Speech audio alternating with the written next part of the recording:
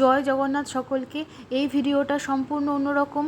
ধ্বজা উত্তোলন যে পুরীর মন্দিরে প্রতিদিন হয়ে থাকে, যেটা প্রায় 1800 বছর ধরে হচ্ছে, এবং যদি একদিন বন্ধ হয়ে যায় তাহলে 18 বছরের জন্য মন্দির বন্ধ হয়ে যাবে। চোল বংশের যারা পুরোহিতরা রয়েছেন তারাই এই দায়িত্বটা পান।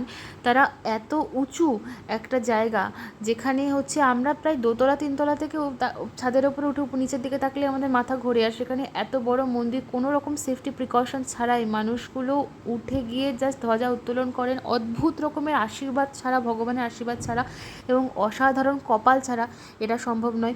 আমরা যে এই দৃশ্য দর্শন করতে পেরেছি, আমরাও মহাভাগ্যবান যে আমরা জগন্নাথ দেবের এই ধ্বজা উত্তোলন দর্শন করতে পেরেছি।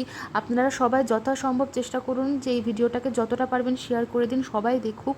আমি অনেকটা জুম করে এই ভিডিওটাকে আমি করেছি। এই যে আগে সাদা ধ্বজাটা ছিল, যেটা এখন হলুদ ধ্বজাতে ওরা চেঞ্জ করে দিচ্ছেন, এবং এই হলুদ ধ্বজাটা যেন সমস্ত রকমই ওখানে যারা প্রেজেন্ট ছিলেন তাদের সবার মধ্যে তারা সবাই এত উলুধ্বনি দিচ্ছিলেন, তাদের আনন্দ, তাদের মানে আমি আপনাদের বলতে গিয়ে আপনারা বুঝতে পারছেন যে আমি কতটা এক্সাইটেড যে ধ্বজা উত্তোলন হয়ে গিয়েছে। জয় জগন্নাথ। এই সত্যের জয়, সনাতনের জয়, হিন্দুত্বের জয়, ভালোবাসার জয়, আমাদের ভগবানের প্রতি প্রেমের জয়, সব কিছুর জয় যেন এই একটি ভিডিওর মাধ্যমেই। কতটা জুম ইন করেছিলাম দেখলেই বুঝতে পারবেন। এতটা জুম ইন করার পরে এই পুরো জিনিসটাকে আমি মোবাইলে ক্যাপচার করতে পেরেছি। ভীষণ সুন্দর একটা দৃশ্য, এবং সেখানে পুরো পরিবেশটা যেন পজিটিভিটিতে ভরে গিয়েছিল। জয় জগন্নাথ বলে ভিডিওটা শেষ করছি। জগন্নাথ দেবের আশীর্বাদ আপনাদের সবার উপরে, মামার উপরে বর্ষিত থাকুক।